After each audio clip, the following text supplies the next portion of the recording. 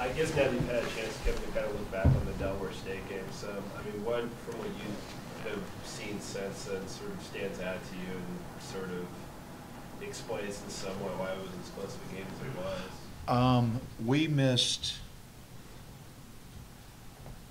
wide open. I didn't realize it until I watched the tape. Wide open shot after wide open shot in the second half. I don't know why it didn't occur to me during the game, but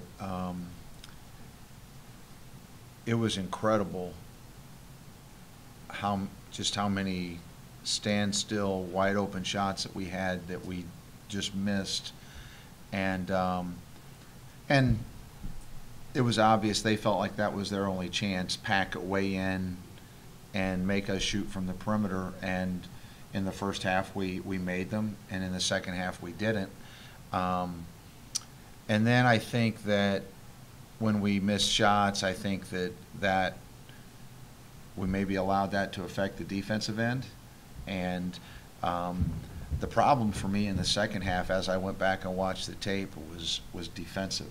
We just lost our energy and lost our intensity and focus, probably as a result from just the continual missing of shots. And you know, in an ideal world, one end doesn't negatively affect the other. Sometimes you hope it positively affects the other. But I think that we fell into the trap of a big lead, missed shots, lower intensity, and then our defense slipped. And we just don't have, and we've tried to explain it to our team, we don't have a group that can afford to drop its intensity. We're not that talented. We're not experienced enough to be less than on complete edge, and we just lost our edge in that second half, and that's why the game ended up as close as it was. You talked about the front court. They didn't play well enough against Delaware State, and you said you don't need them to be Ryan, but you need them to play better than they did. Terrell, Kenna, Peace. What do you need more from them now that they're going to be in this kind of expanded roles with Ryan out? I just need them to be the best version of themselves. They don't have to be Ryan, and you can put Shamil in that category too. I don't need them to be. I need them to be consistent with who they are, and I know that sometimes consistency is the most difficult thing for a young player to achieve. I mean, it is the most difficult thing for a young player to achieve, but I think that we just have to play with consistent effort and energy. We have to play with consistent physicality. We have to attack the offensive and defensive boards in a consistent manner.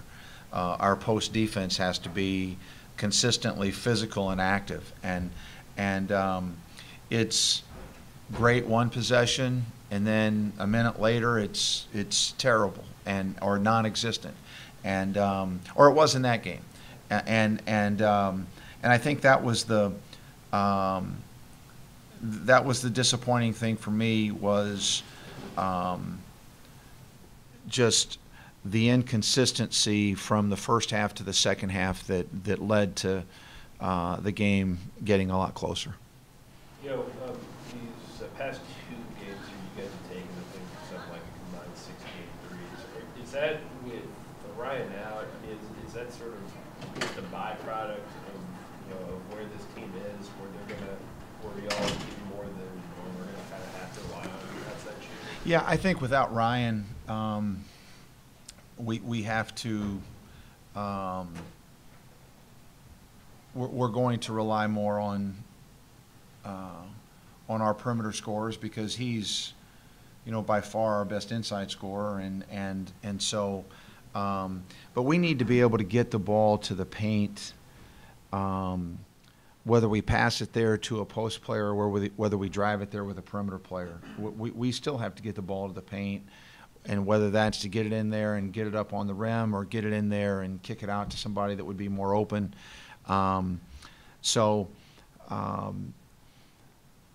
But again, the other night, especially the Delaware State game, it was just a case of them putting 5 guys in the lane essentially and daring us to shoot at times, and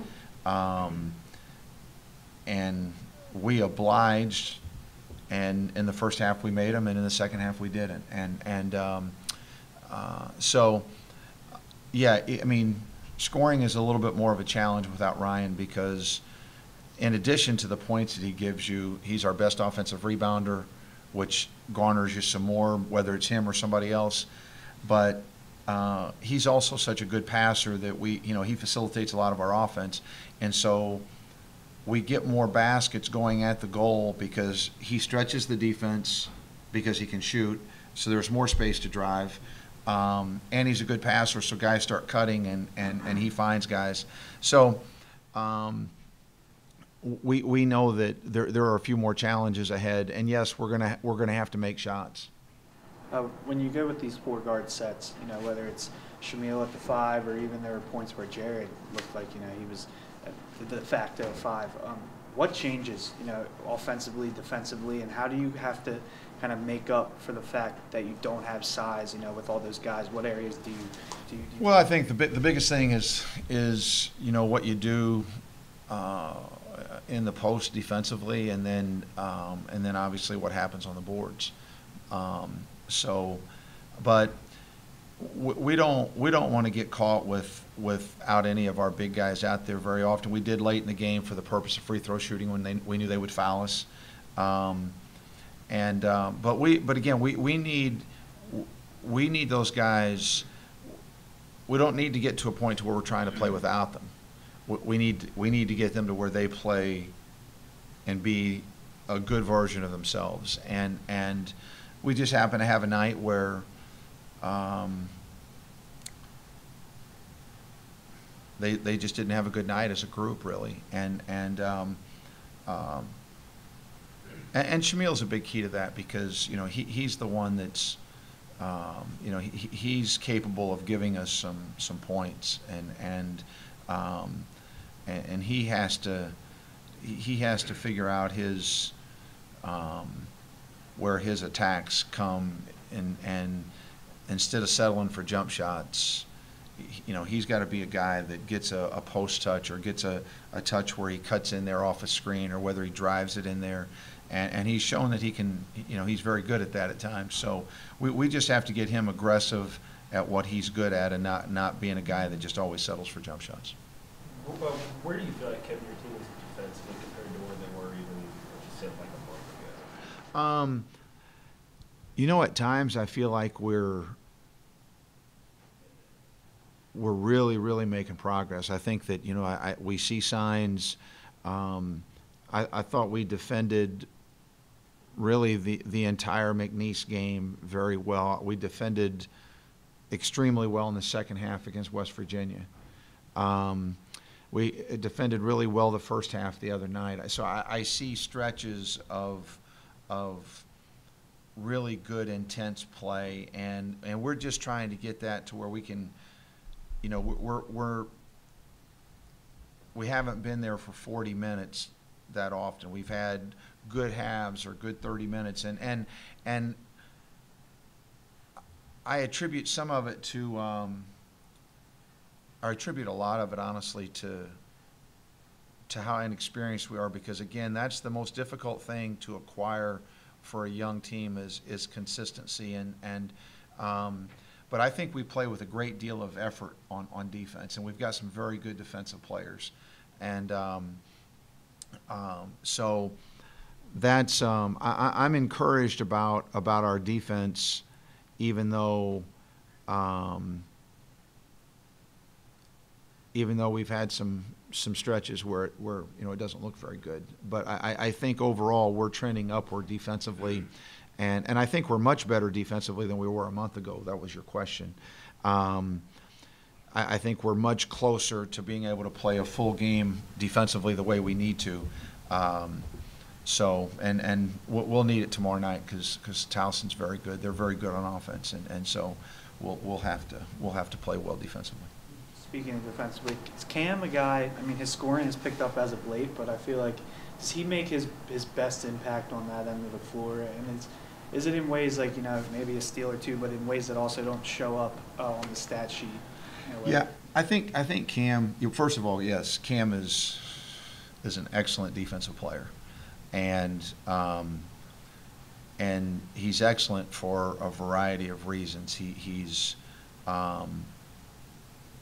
He instinctively and naturally does the things that you coach, and you coach him to move to the ball and be in position, and he really is good at that. But then you combine that with a guy that has really good feet and great length. I mean, I think his wingspan's like 6'11", and so he has this tremendous wingspan to where he's able to affect shots, and his ability to challenge shots and even block them is pretty unusual for a perimeter guy, and so he has a chance to grow into really an elite defender. We as a coaching staff, we really believe that he has elite defensive capabilities potentially, and so yeah, that's where his greatest impact comes for sure. But it's nice that he's doing a nice job on the offensive end as well. What did you all as the staff see in him coming out of high school? This guy who seemed to kind of fly under the radar, but wasn't really heavily, didn't seem to be heavily recruited. I mean, were you, once you got to see him, were you kind of surprised with the case where it was like, man, like, am I just seeing something that others aren't? Yeah, well, yeah, it's one of those things where it's rare these days because kids don't really fall through the cracks to speak of anymore. But he was a very under-recruited player, and in addition to that, he's just a terrific guy to coach and a terrific teammate and kid, and so yeah, it was.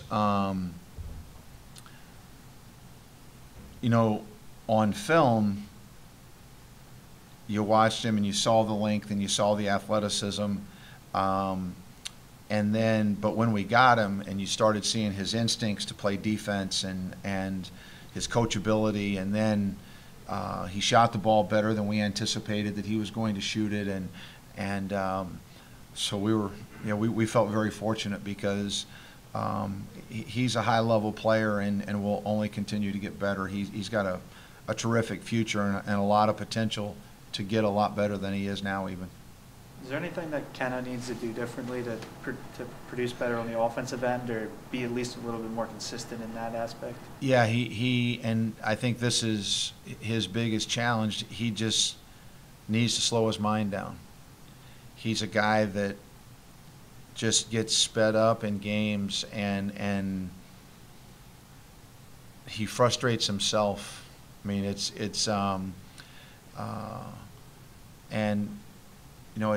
you hear people talk about guys that get in their own way. He's that guy sometimes, and he plays with a great deal of effort. He's a terrific teammate, but he's real critical of himself, way too much so. And he needs to get off of himself and just say positive things in his own private conversations with himself, and just not be so hard on himself, because he gets sped up and then he gets frustrated with himself when he makes mistakes, and then that just leads to more mistakes. And he has good ability and a real good opportunity to help us if he can get that done. But right now, his contributions are less than they could be because of that reason. And I'm hoping through growth and experience and time that will kind of fix itself. Kevin, you mentioned this Towson team. I know they have a guard from Philly that's scoring like 18 a game. Is that certainly something that stands out with them, their scoring ability? Yeah, it does, and all of their perimeter players are good. They bring guys off the bench that are really good too, and they have real potent scoring ability on the perimeter. The point guard, both their wings, their four-man who plays the point guard spot sometimes, and they bring a kid off the bench that can really, a couple of guys off the bench can really shoot it and score. They rebound it well. They're a very physical, talented team, so we'll really have to be on point defensively because they're a very aggressive offensive team and very good offensively. What are some of the biggest things, Kevin, that you're still kind of having to teach Peace and try to get him to understand about game situations?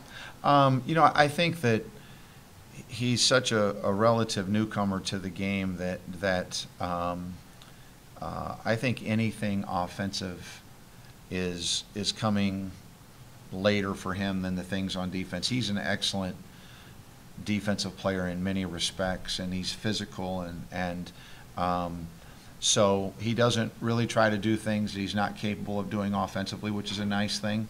But he, I think for him it's slowing yourself down a little bit, even on defense. I think he fouls sometimes unnecessarily and just out of inexperience, but Peace's contribution is going to be through physicality, through rebounding, through defense, making shots around the goal, so I mean he's not going to be a guy that scores a ton of points, but he's capable of making a very good contribution because of those other things that he does. I think what Wofford did last night kind of shows the guys that although they play in the ACC, they're playing in the best conference in the country. They're a team with 7 freshmen, 9 first-time guys. And, they're like, all right, we can probably compete. Once that comes around. Yeah, you think it showed them anything? I remembered. I thought of your question the other night after the Delaware State game about concern going forward and over a relatively close score, and I think you can look at college basketball scores virtually every night, but I think certainly at this time of year because guys are dealing with finals and guys are thinking about going home. I mean, you just have a myriad of things that are going on, and since our game the other night, there's just been a crazy number of games that you wouldn't think would be close on the scoreboard that the final scores were unbelievably close, but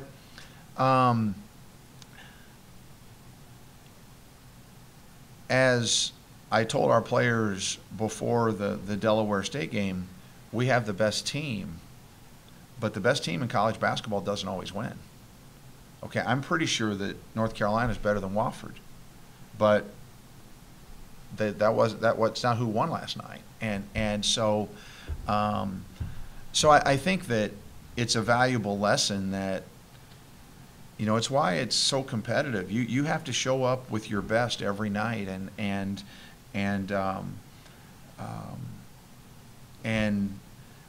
again, our mantra for this year is we just have to continue to get better, because if we just keep getting better, then we're going to have a chance to win some games, and maybe win some games that people don't think we should win. But that's the key for us, is continuing to get better, and that's why I was so disappointed in the second half the other night, because we didn't get better. And it wasn't that we only won the game by 6 points. I'm not going to apologize for winning. I mean, we got one of the youngest teams in college basketball. There are no apologies for winning a game, but we missed a chance to get better. And 20 minutes, we got better for 20 minutes, but then we missed a really good shot at getting better. And that was a disappointment to me. It wasn't that we won a game by 6 points. And so, yeah, I think that you can look around at these scores, and Furman's leading Tennessee, and I think Tennessee's got a doggone good team this year. Furman's leading Tennessee with a minute to go last night. Now, Tennessee pulls it out, but it's happening all over. And as I said the other night, I mean, these people give out scholarships too. I mean, there's a lot of good basketball players, and especially my team.